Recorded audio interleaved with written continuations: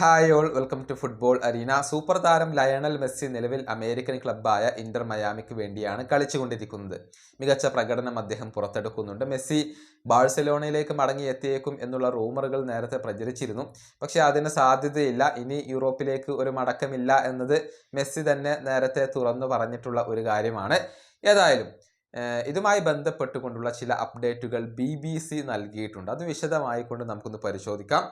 അതായത് FC ബാഴ്സലോണയുടെ സ്റ്റേഡിയമായ camp നൗവിൽ നവീകരണ പ്രവർത്തനങ്ങൾ ഇപ്പോഴും തുടർന്നു കൊണ്ടിരിക്കുകയാണ്. അധികം വൈകാതെ തന്നെ അത് റീ ഓപ്പൺ ചെയ്യാൻ കഴിയുമെന്നാണ് ബാഴ്സലോണ പ്രതീക്ഷിക്കുന്നത്.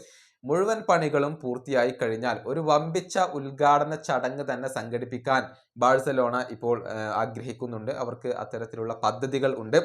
ബാഴ്സയുടെ ഏറ്റവും വലിയ ആഗ്രഹം ലയണൽ മെസ്സിയെ ആ ഒരു ഉദ്ഘാടന ചടങ്ങിൽ പങ്കെടുപ്പിക്കണം എന്നുള്ളതാണ്. മെസ്സിയെ ആദരിക്കാനും മെസ്സിയോടുള്ള ഇഷ്ടം പ്രകടിപ്പിക്കാനും ബാഴ്സ ആഗ്രഹിക്കുന്നുണ്ട്. പക്ഷേ ബാഴ്സയുടെ പ്രസിഡന്റായ ലാപോർട്ടയ്ക്ക് ഇതുമായി ബന്ധപ്പെട്ടുകൊണ്ട് വലിയ ആശങ്കകളാണ് നിലനിൽക്കുന്നത്. കാരണം മെസ്സിക്ക് ക്ലബ്ബ് വിടേണ്ടി വന്ന സാഹചര്യം അത് വേദനിപ്പിക്കുന്നതാണ്.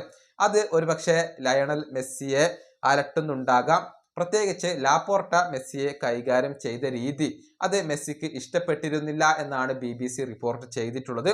അതുകൊണ്ട് തന്നെ ലാപോർട്ട പ്രസിഡന്റ് ആയിരിക്കുന്നിടത്തോളം കാലം മെസ്സി വരുമോ എന്ന കാര്യത്തിൽ സംശയങ്ങൾ നിലനിൽക്കുന്നുണ്ട്. പക്ഷേ ഉദ്ഘാടന ചടങ്ങിന് വേണ്ടി അതല്ലെങ്കിൽ ഉദ്ഘാടനവുമായി ബന്ധപ്പെട്ടുകൊണ്ട് ഒരു സൗഹൃദ മത്സരത്തിന് വേണ്ടി മെസ്സിയെ FC ബാഴ്സലോണ ക്ഷണിച്ചേക്കും എന്നാണ് ഇപ്പോൾ BBC ഉൾപ്പെടെയുള്ള മാധ്യമങ്ങൾ റിപ്പോർട്ട് ചെയ്തിട്ടുള്ളത്. ആ ക്ഷണം മെസ്സി സ്വീകരിക്കുമോ എന്നുള്ളതൊക്കെ കാത്തിരുന്ന് കാണേണ്ട കാര്യമാണ്. പ്രശ്നം ലാപോർട്ടയാണ്.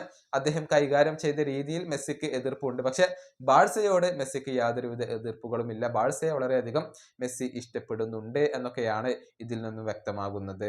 ഈ വീഡിയോയുടെ അവസാനിപ്പിക്കുന്നു. അടുത്തൊരു വീണ്ടും കാണാം.